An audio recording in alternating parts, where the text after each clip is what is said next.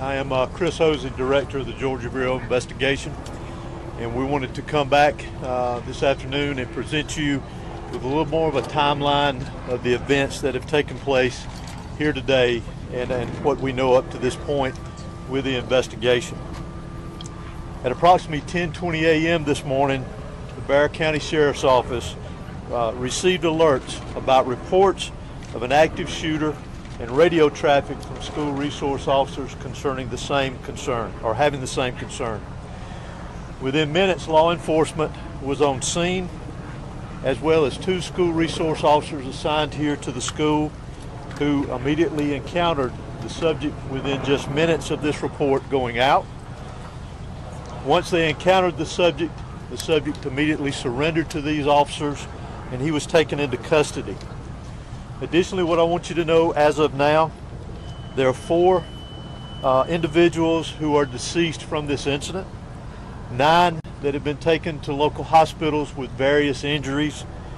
Of those that are deceased, 2 were students and 2 were teachers here at the school. The priority right now for us within this investigation is to gather all the facts, to make sure that we're accurate with it, because this is a murder investigation. As the sheriff mentioned earlier this morning, the shooter is in custody. His name is Colt, that's C-O-L-T, Gray. He is a 14-year-old student here at the school, G-R-A-Y. He is a 14-year-old student here at the high school. Again, he has been taken into custody. He will be charged with murder and he will be tried as an adult and handled as an adult. We're coordinating these charges and obviously this investigation with District Attorney Brad Smith, who is the District Attorney for the Piedmont Judicial Circuit here. Since earlier this morning we talked with you and since the incident occurred, numerous interviews have been taking place through our investigation with students, faculty, as well as any other witnesses that we could identify. Law enforcement had a very, very swift response to this incident once the incident was determined that there was a concern here. Those resources, whether it was in that response or throughout this investigation to assist, came obviously from the Sheriff's Office here, from other local law enforcement agencies, state law enforcement agencies, and the federal law enforcement agencies as well. To include, not to be left out, multiple EMS personnel, multiple fire personnel and agencies. Those agencies responded here as well today, and I am extremely grateful, as I know the sheriff is, for that quick response and the partnerships of working here together with what all has gone on.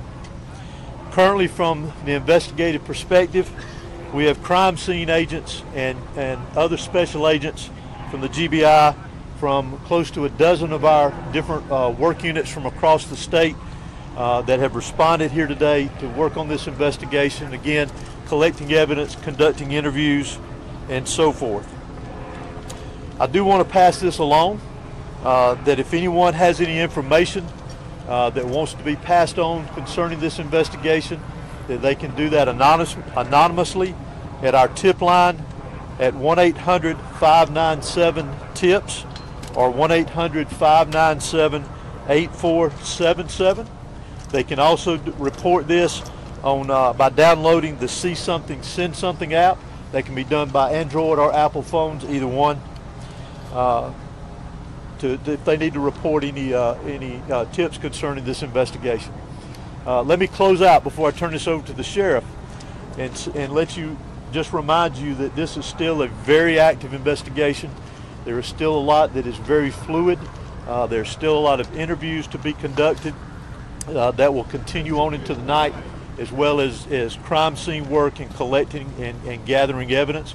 But what is more important for me to mention here to you is my heartfelt sympathy to the parents, the students that were here today. Regardless of where they were in the school, this has got a great impact on them as well as on this community. My thoughts and prayers, along with everybody standing behind me and every law enforcement agency in this state, and many I will tell you around this country, they are in our thoughts and prayers, and we will continue with that. We ask for your patience as we continue through this, and we'll continue to try to give you as many updates with information as we can to keep you informed. But thank you for being here. I'm now going to turn it over to Bexar County Sheriff Judge Smith. Thank you. H-O-S-E-Y. Good afternoon. I'm Sheriff Judge Smith of the Bexar County Sheriff's Office. I never imagined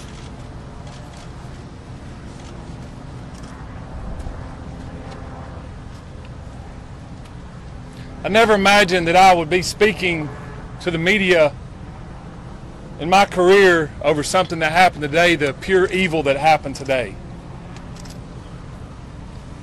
I cannot thank the people behind me for the support they give me today, to give this office and give this staff. This hits home for me. I was born and raised here. I went to school in this school system. My kids go to this school system. I'm proud of this school system. My heart hurts for these kids. My heart hurts for our community. But I want to make it very clear that hate will not prevail in this county. I want that to be very clear and known. Love will prevail over what happened today. I assure you of that. It is very early as to what happened. Governor Kemp reached out to me and has provided me every single resource that he has to make sure justice prevails. I don't know why it happened. I may not ever know. We may not ever know. But I ask that you and our community lift up our schools, lift up our public safety, and that, again, we do not let this hateful event prevail as to what happened today. I want to thank the surrounding agencies and counties and cities and state and federal authorities that have come and provided us, because they prevented a lot of more tragic events from happening. Continue to lift up these families, continue to lift up our students and our kids, and know that love will prevail. At this time, I'm going to ask Dr. LaDuff, our school superintendent, to come and speak on behalf of the school.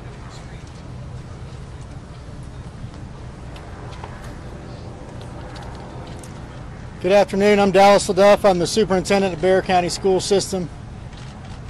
I want to thank the Bexar County Sheriff's Office and all of our law enforcement partners for their swift response today, along with that of our staff. I'd also like to thank our community for their response and patience as we work to reunify the students with their families here today and secure the rest of our school campuses. Our schools will be closed for the remainder of this week as we cooperate fully with law enforcement to get answers to the many questions that we all have about this incident here today.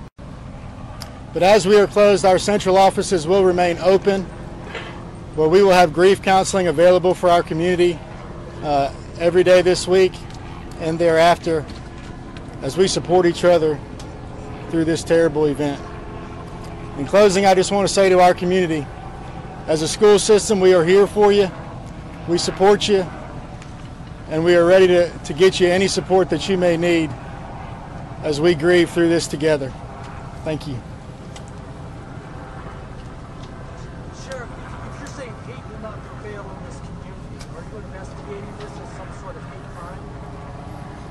Well, shortly, if someone decides to take a firearm into a school where kids are given an education or entitled to an education and want to harm others, to me it's hateful. Sheriff, can you talk about the initial interaction between whoever was able to stop the shooter? Can you describe that to us? How did it go down? What exactly happened for us? Obviously the shooter was armed and our school resource officer engaged him, and the shooter quickly realized that if he did not give up, that it would end with an OIS. or an officer-involved shooting. He gave up, got on the ground, and the deputy took him into custody. Sheriff, any idea how the weapon got inside the school, and was there any warning that this was going to happen? Not that I'm aware of. Again, very early, and we're still looking into that, whether or not, or how he obtained it and how he got it in the school. Have you worked at all with his parents or his family to learn more about what led up to these moments? We have.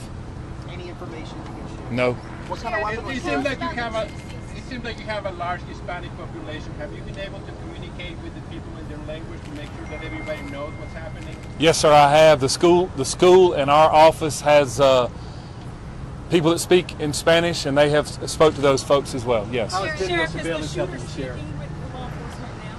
Sorry. Is the shooter talking? Is he saying why? The shooter was interviewed, and he was speaking with our investigators earlier, along with the GBI. How is video surveillance? How is that helping the sheriff? It is helping our investigation. Sheriff, this is reports of threatening calls perhaps made to the school prior to the shooting. Is that accurate? None that I'm aware of. What Were weapon all was used? 9 injured victims shot?